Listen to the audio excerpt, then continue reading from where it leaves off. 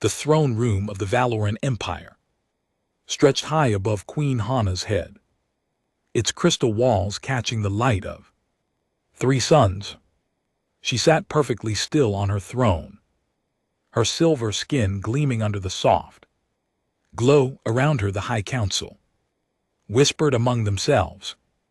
They spoke of war, of threats from neighboring territories, and of the Empire's weakening position. Among the stars, Hana listened to every word. She was young for a queen, barely into her 3rd decade, but she understood politics better than most of her advisors.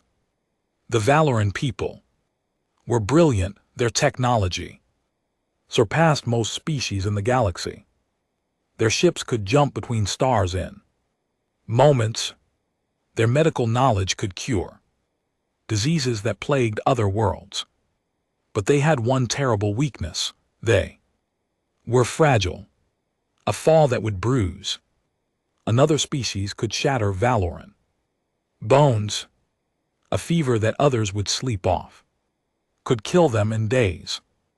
Even their strongest warriors could barely lift what other species considered light cargo. This weakness made them targets. Pirates raided their trading vessels. Aggressive empires eyed their territories. The Valorans survived through intelligence and technology alone. But lately, that had not been enough. High Chancellor Boyang stepped forward, his robes dragged across the polished floor. Your Majesty, the human delegation has arrived. They wait in the receiving hall. Hana straightened in her seat. The humans. Tell me again why we should trust them. Boyang's expression showed doubt. They are newcomers to our region of space. They claim to want peaceful relations. Their technology is adequate, not as advanced as ours, but functional. They have offered an alliance, and what do they want in return? Hana asked. Trade agreements, access to our scientific databases, and Boyang paused. They have suggested a marriage to bind our peoples together. The council erupted in whispers. Hana raised one delicate hand, and silence fell. A marriage? To whom? To their diplomatic representative, a man named Doyan. He is an engineer and negotiator. Hana considered this. Marriage for political alliance was not unusual among the stars. Many empires had cemented peace through such unions. What do we know about humans? And what is Nolith ending senses? An advisor spoke up. They are bipedal like us. They breathe oxygen. They come from a planet called Earth, located in a distant spiral arm. Their species is relatively new to space. Travel only a few centuries. Are they trustworthy? The advisor hesitated. They seem honest in their dealings. Perhaps too honest. They lack the cunning we see in other species. They appear simple, straightforward. Boyang added. Our intelligence suggests they are not physically impressive. Average strength, average speed. They seem unremarkable in every way. Except their persistence, they do not give up easily once they commit to something. Hana thought about her empire's position. They needed allies, strong allies who could defend them if war came. But the humans did not sound strong. They sounded ordinary. Still, an alliance was an alliance. Bring them in. Let me meet this Doyan. The great doors opened. A small group entered the throne room. Leading them was a woman with dark hair, pulled back in a simple style. She wore a neat uniform in blue and white. Behind her walked a man. Doyan was not what Hana expected. He stood taller than the Valoran, but not remarkably so. His build seemed average by human standards from what little she knew. He had dark eyes and black hair, and he moved with a quiet grace. His expression was calm, pleasant even. He looked around the throne room with interest but not intimidation. The woman bowed. "Your Majesty, I am Ambassador Minji. This is my brother Doyan. We bring greetings from Earth and the unified colonies of humanity." Hana nodded. "You are welcome in our empire. Ambassador, I understand you come with a proposal." Minji smiled. "We do. Humanity seeks friends among the stars, not subjects or enemies. Your people's achievements in science and medicine are legendary. We would learn from you. And perhaps we have things to teach as well. To show our commitment, we propose a union between our peoples." Doyan stepped forward. When he spoke, his voice was gentle. "Your Majesty, I know this seems sudden, but my people believe that bonds between individuals can create bonds between civilizations. If you would accept, I would be honored to join your house." Hana studied him carefully. He did not seem like much. Certainly not like a warrior or a champion. But there was something in his eyes. Intelligence, kindness, and something else she could not quite identify.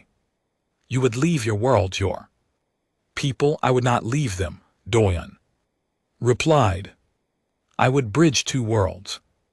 My sister would remain as ambassador. I would remain as whatever you would have me be."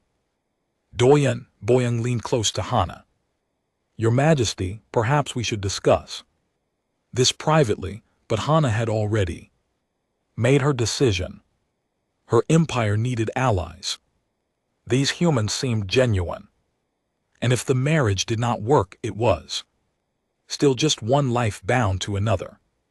She had sacrificed more for her people. "Before I accept your proposal, Doyan of Earth, I will take you as my consort." The council gasped. Minji beamed. Doyan bowed deeply. "You honor me, your Majesty." The wedding was arranged for the following week. The Valoran prepared with their usual efficiency. They draped the capital city in banners.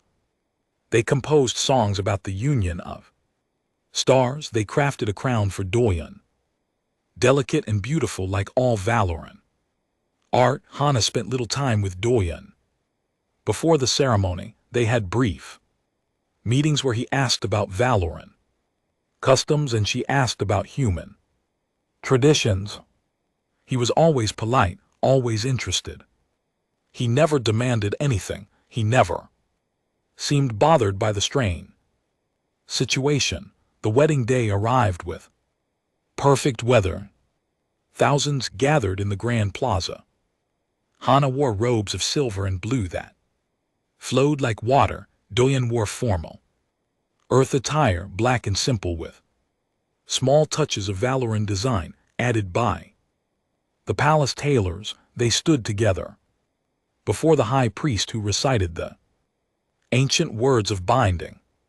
Hana spoke her vows in the traditional way.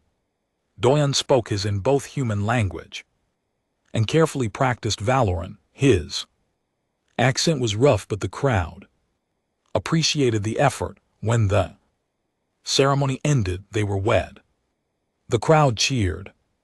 Hana looked at her new husband and wondered what she had really agreed to. That evening, servants brought Doyan's belongings to the royal quarters. Hana watched as they struggled with a large trunk. 3 servants pulled and pushed.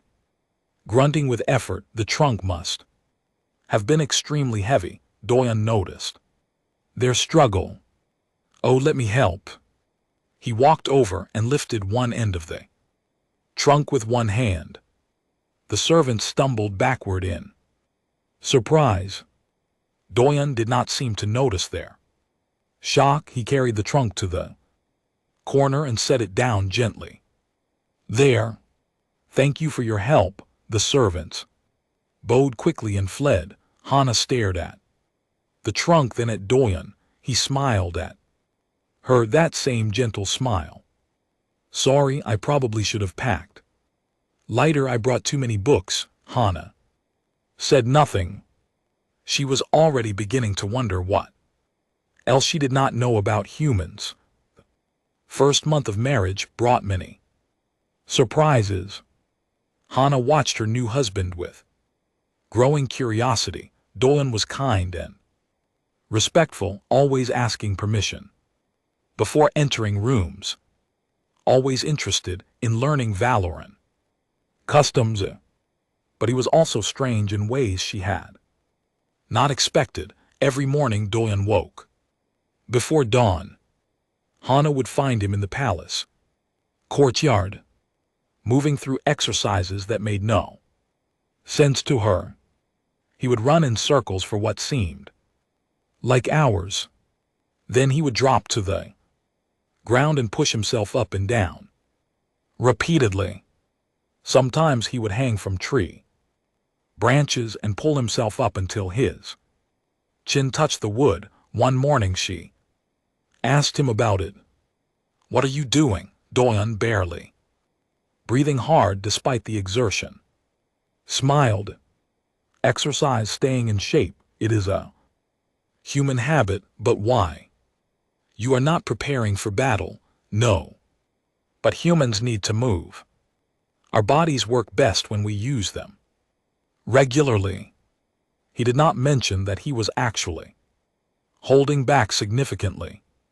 The Valoran gravity was much lighter than Earth's. Moving here felt effortless to him. The kitchen staff also found Doyen confusing. He ate more than 3 Valoran combined. The head cook complained to Hana in private. Your Majesty, the human consort is eating our supplies. Yesterday, he consumed an entire roasted Vask beast that was meant to feed the household guard for 2 days. Hana frowned. Is he ill? He seems perfectly healthy. He just eats constantly. When Hana mentioned this to Doyen, he looked embarrassed. I am sorry. I am trying to eat less. Human metabolism is fast. We need more fuel than some species. I will be more careful, but it was not just eating and exercise. Doyen's reflexes were unnaturally quick. During a formal dinner with visiting dignitaries, a servant accidentally knocked over a crystal vase. It fell from a high shelf directly toward the head of an elderly council member. Before anyone could react, Doyen's hand shot out. He caught the vase in midair without looking. The movement was so fast that several guests gasped. Doyen gently set the vase back on the shelf. Careful, he said pleasantly to the servant, who stood frozen in shock. High Chancellor Boyoung began watching Doyen more carefully after that. He noticed other things. The human never seemed tired. He never got sick despite being exposed to Valoran bacteria that should have been foreign to his system. Once Boyoung saw Doyen pick up a decorative statue to examine it. The statue was solid stone weighing at least 200 lb. Doyen held it with one hand like it was made of paper. Boyoung went to the palace archives and researched everything available about humans. What he found disturbed him. Earth was classified as a high-gravity world in the database. Its gravity was nearly 3 times that of the Valoran home world. The planet's surface was covered in dangerous weather patterns. Its native wildlife included creatures that could tear through metal. Earth's oceans contained animals large enough to swallow ships. Humans had evolved to survive on a death world. He brought this information to Hana in private. Your Majesty, I believe we have made a significant error in judgment. Hana set down the report she was reading. Explained the humans. They are not weak as we assumed. Their planet is a nightmare by our standards. Nothing on the Valoran home world compares. Their bodies are built to withstand conditions that would kill us instantly. Doyon has been nothing but gentle. Hana said, yes, because he is holding back. I believe the humans deliberately hid their true capabilities during negotiations. Hana thought about this. She remembered Doyon lifting the trunk, catching the vase, the exercises that would exhaust a Valoran in minutes. Why would they hide their strength? Perhaps to avoid frightening potential allies, or perhaps for some other strategic reason. Boyoung looked worried. Your Majesty, this human lives in your private quarters. He could be a threat. He is my husband, Hana said firmly, and he has given me no reason to fear him. But that night she paid closer attention. They sat together in the garden, a place Hana loved for its beauty and peace. Doyon was reading a data pad, occasionally smiling at something on the screen. What are you reading? She asked. Messages from home. My sister sent pictures of Earth. Would you like to see? He handed her the pad. The images showed a blue and green world, beautiful from space. Then closer images of massive mountains, vast oceans, dense forests. There were pictures of animals too, creatures with fangs and claws, massive beasts that dwelled in water. This is your home world. Yes. It is dangerous in places, but also beautiful. Humans learn to adapt. The animals, they look fierce. Doyon glanced at the image she indicated. It showed a large predator with stripes and enormous teeth. A tiger. Yes, they are dangerous, but humans learn to coexist with them. Mostly. Could a tiger harm a human? Certainly. Tigers are powerful hunters, but humans are smart. We learn to avoid them or defend ourselves when necessary. Hana tried to imagine living on a world where such creatures roamed freely. The thought made her nervous.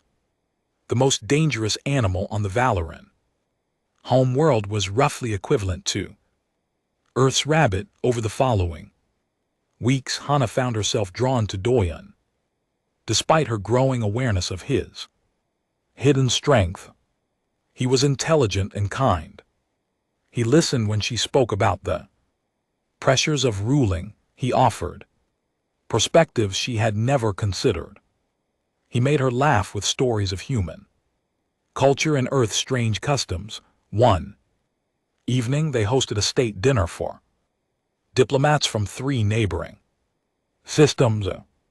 Wine flowed freely. Valoran wine was carefully formulated to be mild, providing only slight euphoria without significant impairment. Doyon tried the wine and made a face. It is sweet. You do not like it? Hana asked. It is fine. Just different from what I am used to. He did not mention that the alcohol content was so low it would have no effect on him whatsoever. Human tolerance for toxins was much higher than most species realized. A Valoran noble, already slightly affected by the wine, laughed. The human finds our wine too weak. Perhaps he needs something stronger. Oh, I brought some earth beverage, Minji said from across the table.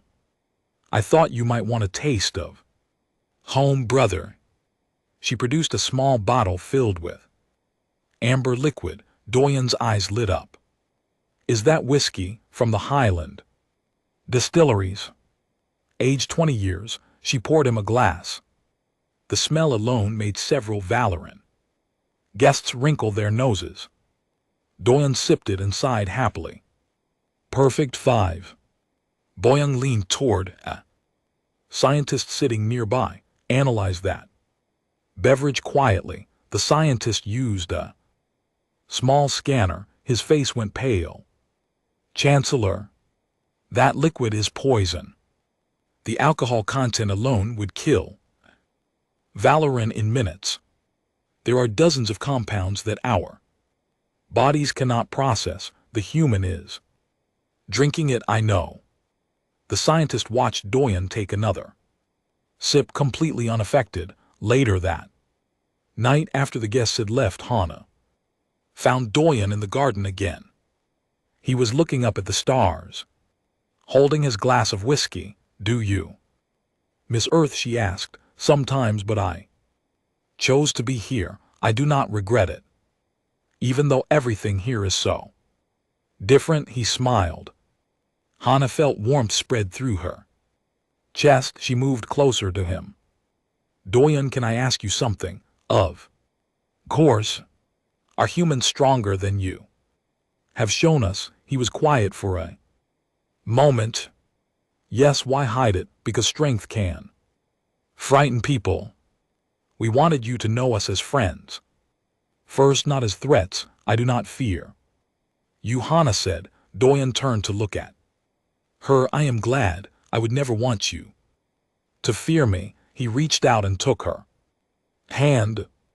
His grip was gentle, but Hana could feel the strength in his fingers. Strength held in check. Power used with care. She squeezed his hand back and decided that perhaps the human's deception had been merciful. After all, some truths were easier to learn slowly. The festival of 3 Suns came with great celebration. The entire capital city decorated their buildings with lights and banners. Music filled the streets. Vendors sold traditional foods in market squares. It was the most important holiday in Valoran culture, marking the day when their ancestors first reached for the stars. Queen Hana was required to attend the ceremony at the Grand Pavilion. She would light the ceremonial flame and give a speech about unity and progress. Thousands would gather to watch. It was tradition, and tradition was important to the Valoran people. Doyen helped her prepare. In their chambers, he adjusted the ceremonial robes that kept slipping from her shoulders. You look beautiful, he said. I look nervous, Hana replied. I have given this speech 3 times before, yet it never gets easier. You will be perfect. You always are. She smiled at him. Over the past months, genuine affection had grown between them.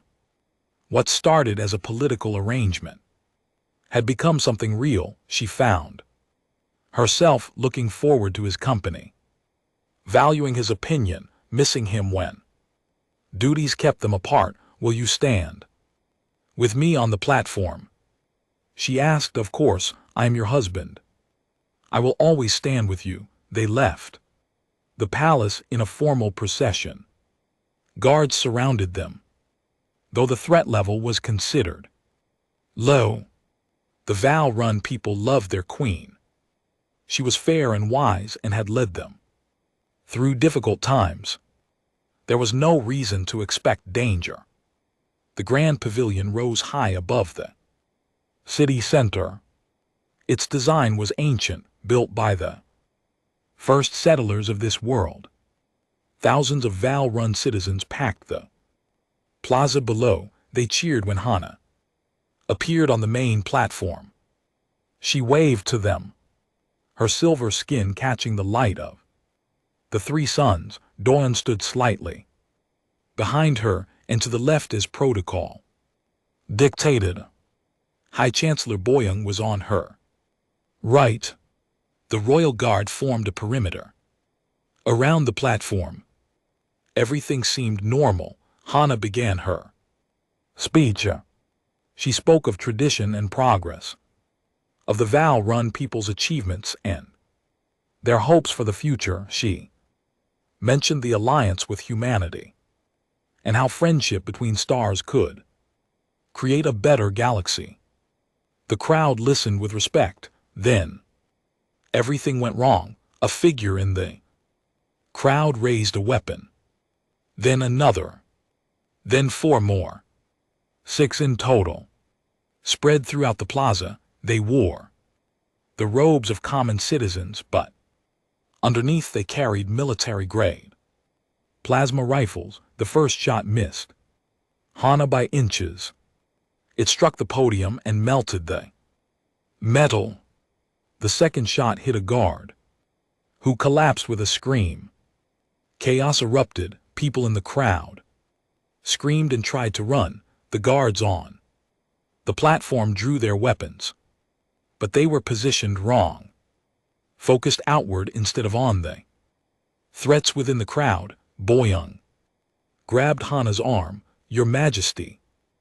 Down, but Hana stood frozen, unable to process what was happening. Another plasma bolt streaked toward her. This one would not miss. It came straight at her head. Doyon moved. Later, when people tried to describe what they saw, they struggled to find words. One moment the human stood still. The next, he was in front of Hana, moving faster than their eyes could track. His hand came up and batted the plasma bolt aside. It deflected into the pavilion wall, where it burned a black mark. The plaza fell silent except for the screams. Everyone stared. Doyon's expression had changed. The gentle, smiling man was gone. What remained was something harder, something focused. He looked at the assassins like a predator identifying prey. Stay behind me, he said to Hana. His voice was calm, but it carried an edge she had never heard before. 2 assassins fired at him simultaneously. The plasma bolts hit him square in the chest. The Val-Run guards gasped, certain they had just seen the human die. Plasma weapons could vaporize flesh and bone. The smoke cleared. Doyon stood unharmed. His clothes were burned and smoking, but his skin showed no damage.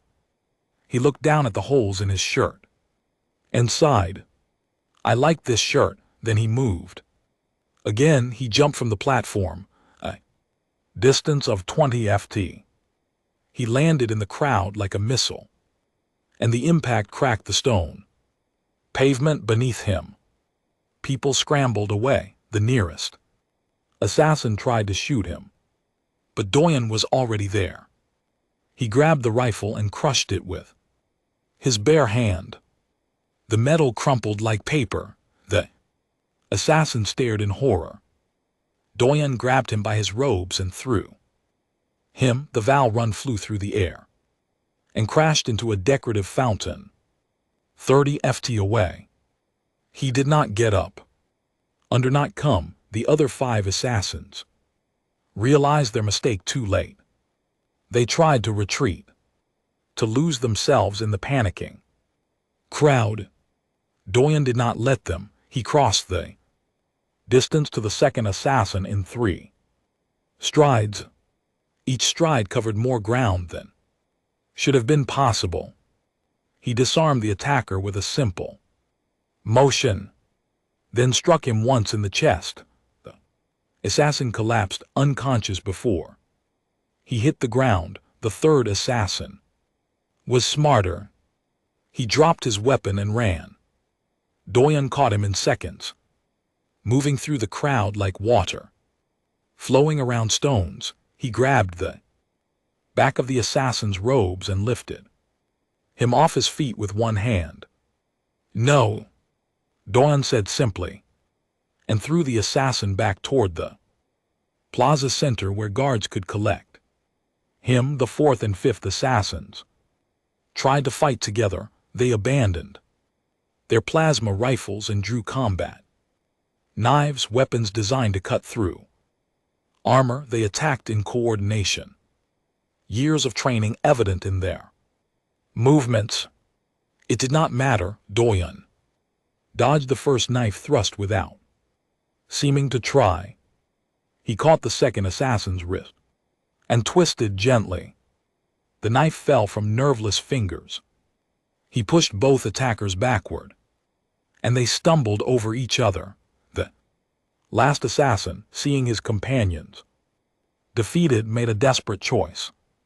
He aimed his plasma rifle at the crowd. "Stay back or I kill them all," Doyon stopped.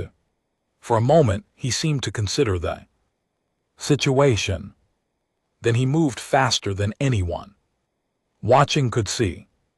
He crossed the space between them in less than a second. His hand closed around the rifle barrel. He yanked it from the assassin's grip and bent the weapon into a U shape. The assassin fell to his knees.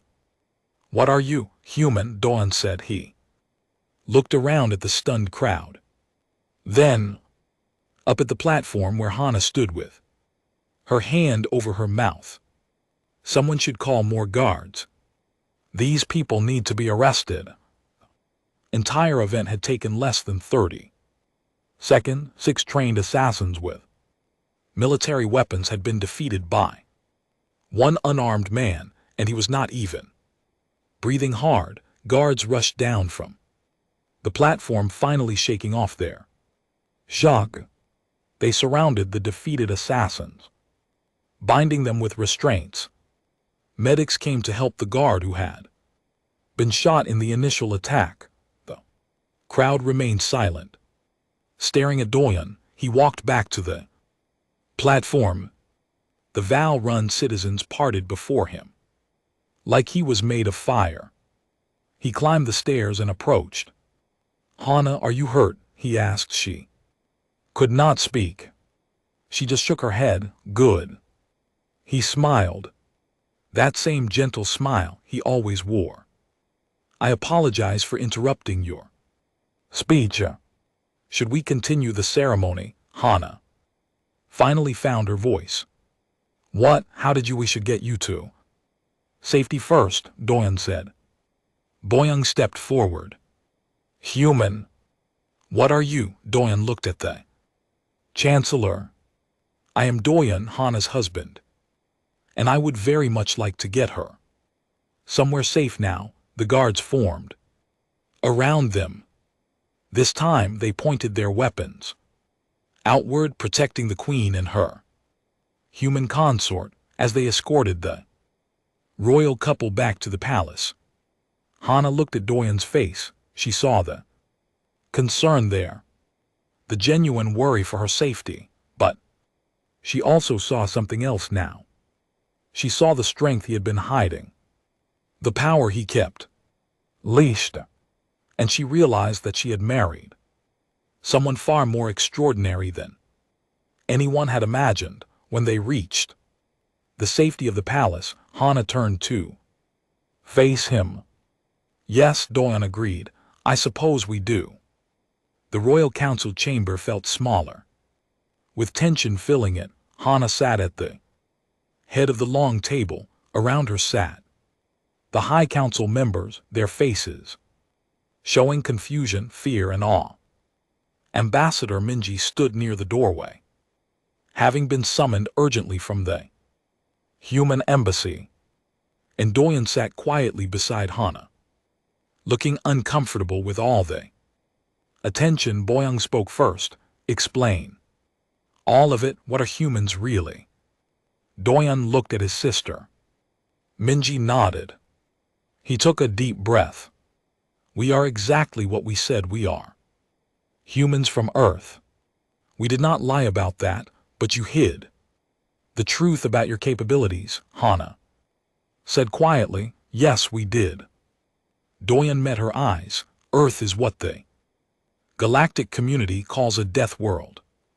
Our planet is harsh by most standards. High gravity, dangerous weather. Aggressive predators, humans evolved to survive. In those conditions, one of the council members, a scientist named Jiwen, leaned forward. How high is your gravity? About 2.8 times what you experience here on the Val-run home world. Council members looked at each other. Jiwen did quick calculations on her data pad. That means every movement you make here requires almost no effort. You are constantly operating at less than half your normal capacity, less than a third actually, Minji said. And it is not just gravity. Earth's atmosphere has higher oxygen content, our day-night cycle is longer. Our temperature ranges are more extreme. Everything about our world pushed humans to become more resilient. Another council member spoke up. The plasma weapons. We saw them hit you directly. That should have killed you instantly. Doyen pulled back his burned shirt collar, revealing the skin underneath. There was not even a mark. Human skin is tougher than most species. Our bones are denser, our muscles are stronger, we heal faster. These are just evolutionary advantages. Just, Boyoung's voice rose. You threw a full-grown Valorant 30 FT through the air. You bent a military rifle with your hands. You moved faster than our eyes could follow. I was being careful, Doyen said quietly. I did not want to hurt anyone. Permanently, the room fell silent at that admission. Hannah felt a chill run through her. How strong are you really? Doyen hesitated. May I show you? It might be easier than explaining. Greater reminder. Hannah nodded. Please. They moved to the palace training grounds.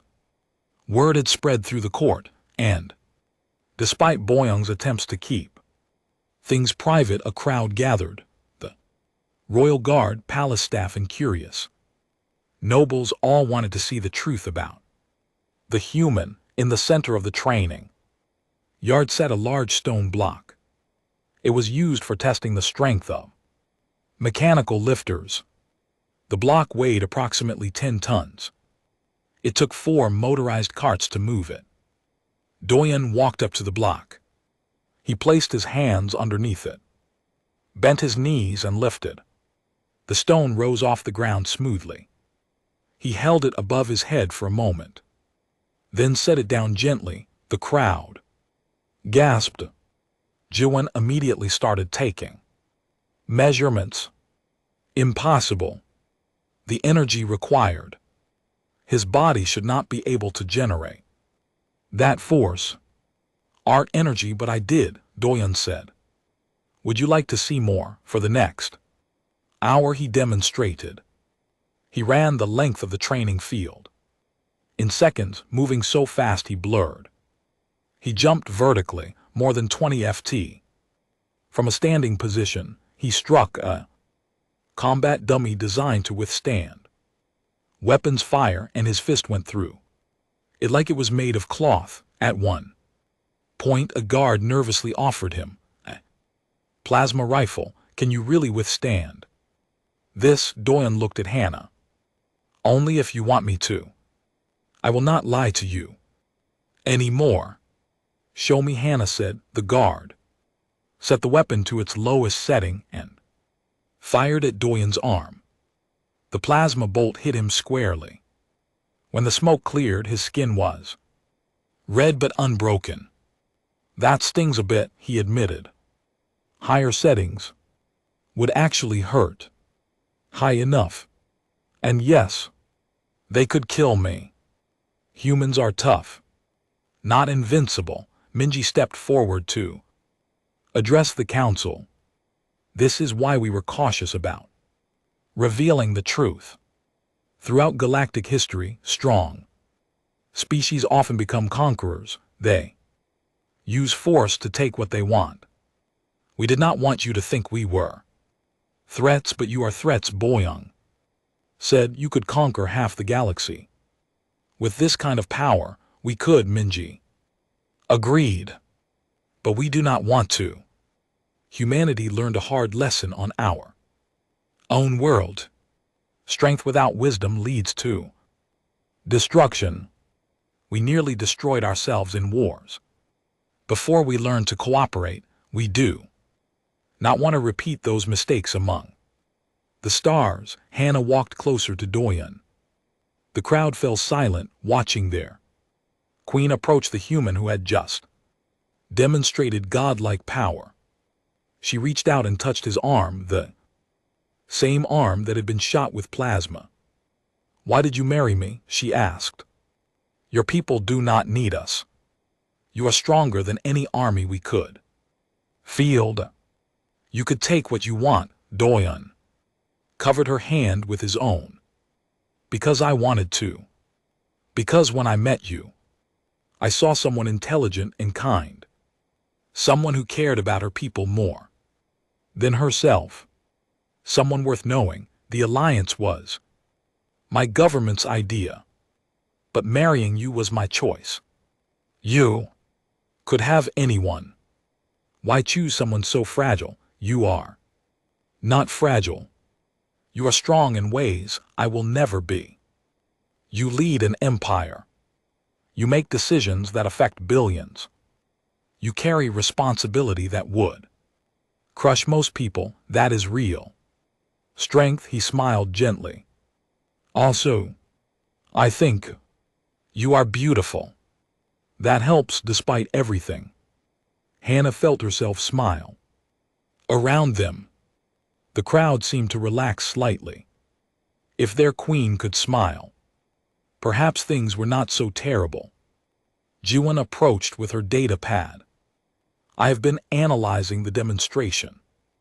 Doyen, based on what you showed us, how many humans would it take to disable our planetary defense fleet? Doyen thought about it. If they were Marines in combat armor, maybe 50. If they were just regular soldiers, a few hundred. Unresin. The council members looked ill. The Valoran defense fleet contained thousands of ships and personnel. The idea that a few hundred humans could overwhelm them was terrifying, but we will not, Minji said firmly. That is not why we came here. We came for friendship, for trade, for knowledge exchange. We came because the galaxy is huge and lonely, and finding friends is better than making enemies. Boyoung crossed his arms. How do we know you speak the truth? You have lied by omission already. That is fair. Minji acknowledged. You have no reason to trust us completely.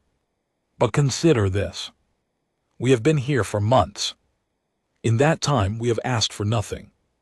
Except friendship. We have shared technology. We have opened trade routes. We have married into your royal house. If we wanted to conquer you, we could have done so on the first day. Hannah thought about the past months. Doran's gentleness, his patience, the way he always asked permission, always respected boundaries. He had been careful with her because he knew she was fragile in comparison. Every touch, every gesture had been calculated to avoid accidentally hurting her. You have been holding back constantly, she said to him. Around me, around everyone, yes. I am used to it. All humans learn to be careful around more delicate species.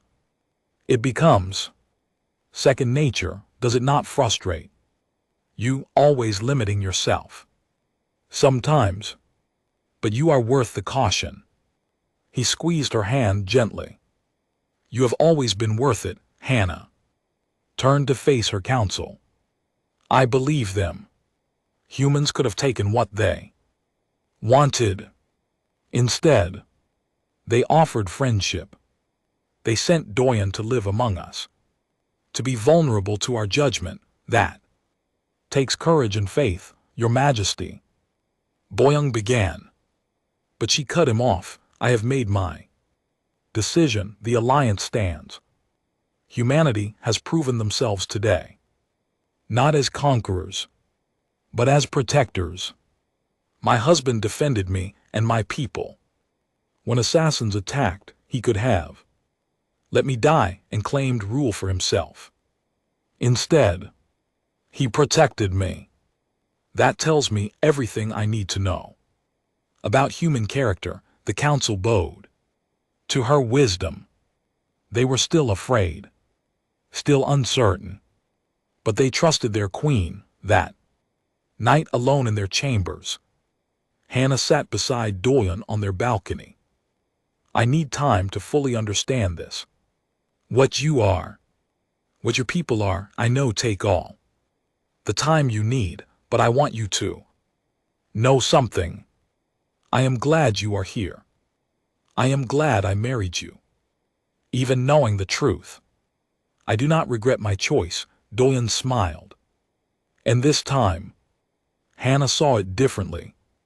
She saw the strength behind the gentleness, the power held in check by choice, and she realized that true strength was not about what someone could do, but about what they chose not to do. Neither do I, Doyen said. Neither do I. 3 weeks after the assassination attempt, normalcy almost returned to the palace. The conspirators had been arrested and confessed they were extremists who believed any alliance with outsiders weakened the Valoran Empire. Lord Tio, their leader, now sat in a prison cell awaiting trial. Hannah had begun to relax again. The council had accepted the truth about humans. Trade agreements were being finalized. Ambassador Minji reported that more human diplomatic ships would arrive. Soon everything seemed to be progressing smoothly. Then the warning came. Hannah was reviewing agriculture reports when Boyoung burst into her office without knocking. His face was pale. Your Majesty, we have an emergency. The Defense Fleet reports unknown ships entering our space. Pirates know much worse. They are broadcasting Kreeth identification codes. The data pad fell from Hannah's hands. The Kreeth Dominion, every species in this region of space, feared them. They were warriors who had built an empire on conquest. Dozens of civilizations had fallen to Kreeth fleets. They were ruthless, powerful, and numerous. How many ships? She asked, though she dreaded the answer. Preliminary scans show at least 300 warships, battle carriers, destroyers landing craft. This is a full invasion force. Hannah's mind raced. The Valoran Defense Fleet numbered maybe 80 ships, and they were built for patrol duty, not warfare. Mobilize everything we have. Contact our allies. Send emergency transmissions to Your Majesty. Doyen's voice was gentle. Our allies are too far away. By the time they arrive, it will be over. The Kreeth will be here in 6 hours. The war room filled quickly. Military commanders spread star charts across the central table. Everyone spoke at once, suggesting strategies, calculating odds. Every calculation ended the same way. The Valoran could not win this fight. Doyen stood quietly in the corner, listening. Finally he spoke. Contact Earth Command. Now everyone turned to look at him. Minji pulled out a communication device. I will try, but even quantum communication takes Time to do it, Hana ordered. It is our only chance, Minjai activated the device. The conversation was brief. When she finished, her expression was grim. A human fleet is 3 days away. They cannot reach us in time. What about individual ships? Doyen asked. We have one diplomatic vessel in orbit. It has defensive weapons, but nothing that could stand against a Kreeth fleet. Crew, 20 humans mixed civilian and military. Doyen nodded slowly, while Minjai arranged the communication. Hana pulled Doyen aside. 20 humans cannot stop 300 Kreeth warships, no. But we can buy time. We can make them regret attacking. He touched her face gently. Hana, I need to tell you something in case I do not come back. I love you. These months with you have been the happiest of my life. Her eyes widened. Come back. You're going out there. I am a combat engineer. I served in the Colonial Marines before joining the diplomatic corps. If there is a fight, I belong in it. You could die, maybe. But I would rather die defending you than live knowing I hid while you were in danger. He kissed her forehead. Trust me. Humans are very good at this. The Kreeth fleet arrived exactly on schedule. 300 warships dropped out of faster-than-light travel at the edge of the system. They immediately began broadcasting their demands.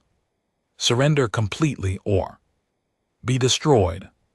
Standard Kreeth diplomacy. The Valoran Defense Fleet moved to intercept. They were outnumbered 4-1. But they were defending their homeworld. They would not surrender.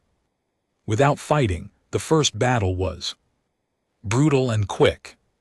Kreeth warships cut through Valoran defenses like a hot knife through ice. The Valoran ships were fast and maneuverable, but Kreeth weapons were devastating. Within an hour, half the Valoran fleet was destroyed or disabled. The survivors retreated toward the planet, hoping to make a final stand in orbit. On the ground, Hana watched the battle through long-range sensors.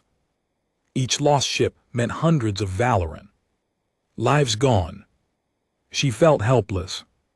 All her intelligence, all her political skill meant nothing against an enemy that only understood force. Then something strange happened. The human diplomatic ship, laughably small compared to the Kreeth warships, accelerated into the battle. A single voice transmitted across all frequencies. It was Doyen. Kreeth fleet, this is Lieutenant Commander Doyen of the Earth Colonial Marines. You are attacking an ally of humanity. Withdraw immediately or face consequences. There was a moment of silence.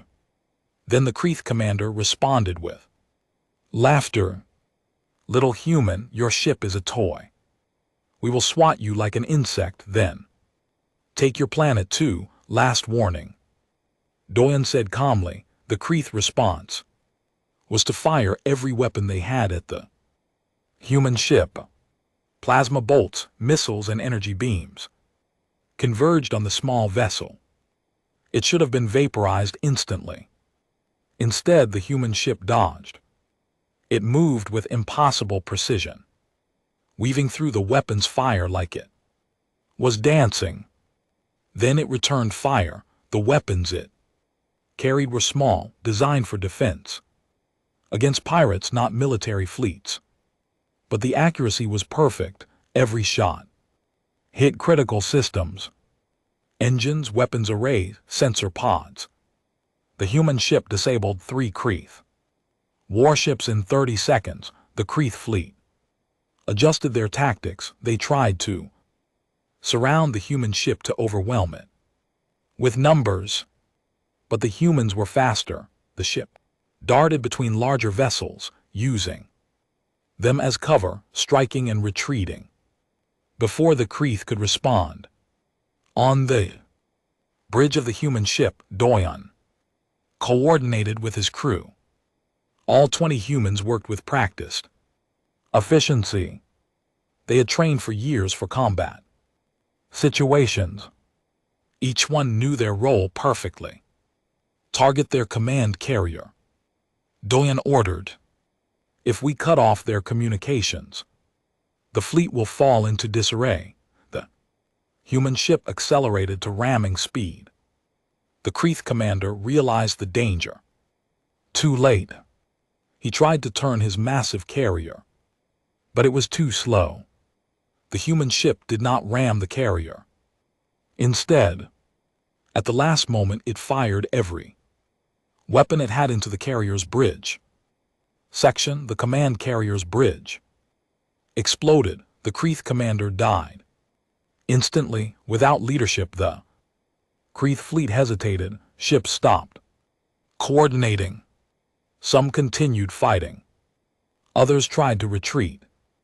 And a few attempted to take command themselves. The human ship exploited the confusion ruthlessly. It targeted communications arrays, ensuring the Kreeth could not reorganize. It disabled engines so ships could not chase or flee. It was not trying to destroy the fleet. It was trying to but there were still 300 warships. Even disabled, they were dangerous. The human ship took damage. Hull breaches, weapon failures, shield collapse. One lucky Kreeth shot hit the engine section. The human ship went dead in space. On the planet, Hana gasped. The sensors showed the human ship floating helplessly. Dozens of Kreeth warships moved to surround it. Then the human crew did something unexpected. They abandoned their ship. 20 figures in spacesuits jetted away from the vessel moments before it exploded in a blinding flash. The explosion was far larger than it should have been. Doyon had overloaded the ship's power core, turning it into a massive bomb. The blast disabled or destroyed 15 nearby Kreeth warships. The 20 humans in spacesuits activated individual thrusters. They scattered in different directions, making themselves difficult targets. Kreeth ships tried to shoot them, but humans in powered armor were small, vast, and extremely hard to hit. 3 Kreeth landing craft broke off from the main fleet. They headed for the planet's surface. If they could not win in space, they would win on the ground. Each craft carried 500 Kreeth soldiers, 1,500 elite warriors against a planet of fragile scientists and scholars. The landing craft entered the atmosphere. Valoran ground defenses fired everything they had, but the Kreeth ship's shields held. They landed in the plains outside the capital city and deployed there. Soldiers, Kreeth warriors, were impressive. They stood 8 feet tall, covered in natural armor plating. They carried weapons designed to punch through reinforced walls. They had conquered worlds with similar forces. 100 times before, they marched toward the capital expecting easy victory. Then they met Doyon. He had made it to the surface in his spacesuit, landing the plains between the Kreeth and the city. He stood alone on a hill, clearly visible against the setting suns. The Kreeth commander ordered his forces to kill the single human. 50 warriors charged up the hill, roaring their battle cries. Doyon did not run. He did not hide. He charged down the hill to meet them. What followed was a lesson in human warfare. Doyen moved through the Kreth warriors. Like a storm. He was faster than them, stronger than them, and far more experienced. He used their own momentum against them. He struck weak points in their armor. He moved constantly, never staying still long enough to be targeted. Within 2 minutes, 50 Kreth warriors lay unconscious or disabled. Doyen stood among them. Barely winded, the Kreth commander stared in disbelief. He ordered the rest of his forces forward. 1,500 warriors against one human, but Doyen was not alone anymore. The other 19 humans from the ship had made it to the surface. They formed up around him, 20 humans against 1,500 Kreth. The odds should have been impossible. The battle lasted 3 hours. The humans used tactics the Kreth had never seen before. They hit and ran. They used traps. They turned the Kreth's size and strength against them. They moved through the battlefield like ghosts, appearing to strike and disappearing. Before retaliation could come, Hana watched from the palace walls through digital telescopes. She saw Doyen lift a Kreth warrior over his head and throw him into 3 others. She saw a human woman named Yunji collapse a Kreth formation by destroying the ground beneath them. She saw tactics so creative, so unpredictable, that the Kreth could not counter them. By the time the human fleet arrived 3 days later, the battle was over. The Kreth invasion force was destroyed or captured. Their ships floated in orbit. Disabled and powerless, their ground forces were tied up and guarded by exhausted but victorious humans.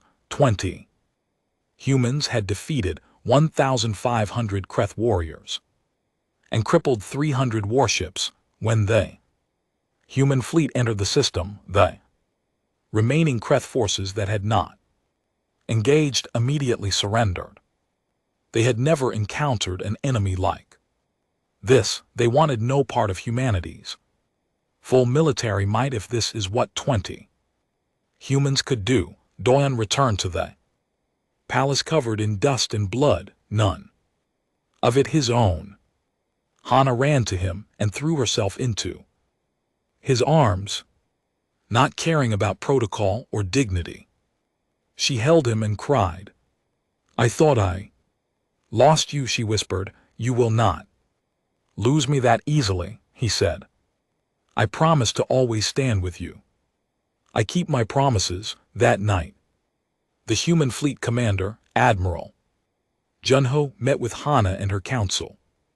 "Your Majesty, I apologize for the delay in our arrival. By the time we received word and mobilized, your husband and his crew had already won the battle for you."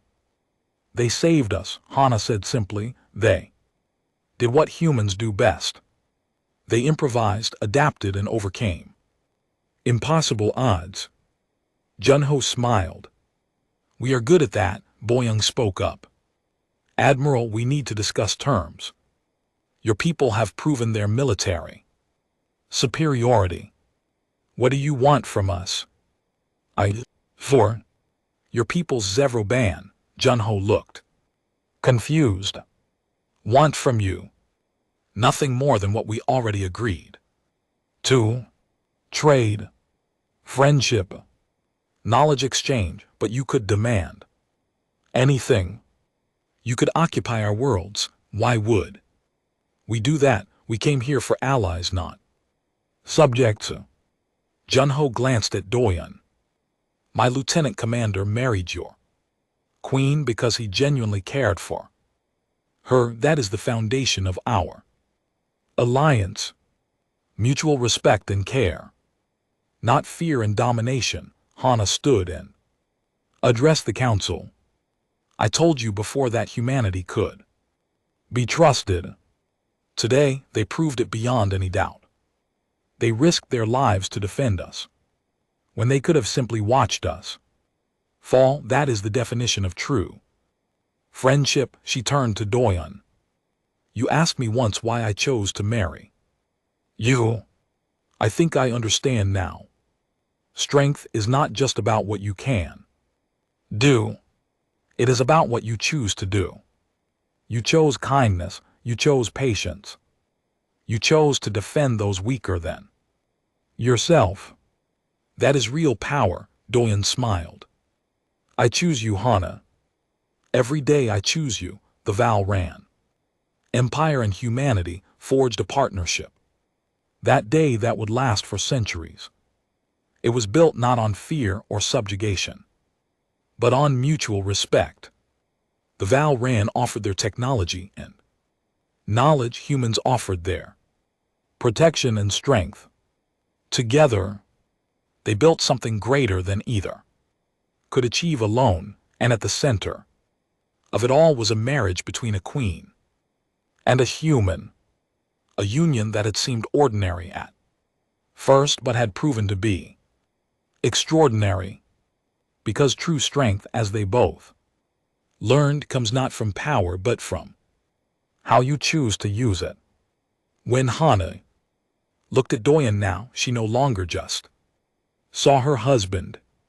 She saw a warrior who chose peace, a powerful being who chose gentleness, a man who could have conquered worlds, but instead chose to protect one, and she loved him all the more for it.